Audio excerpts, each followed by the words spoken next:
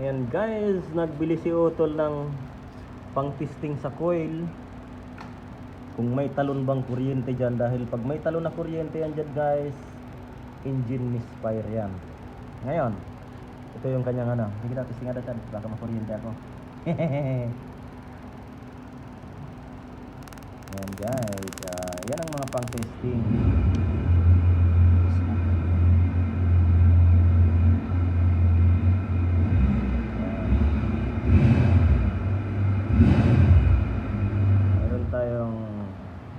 Gagamitin coil tester. Yan.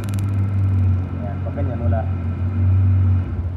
siyang leak. Okay. Pang testing yan guys ng leak sa lahat ng coil.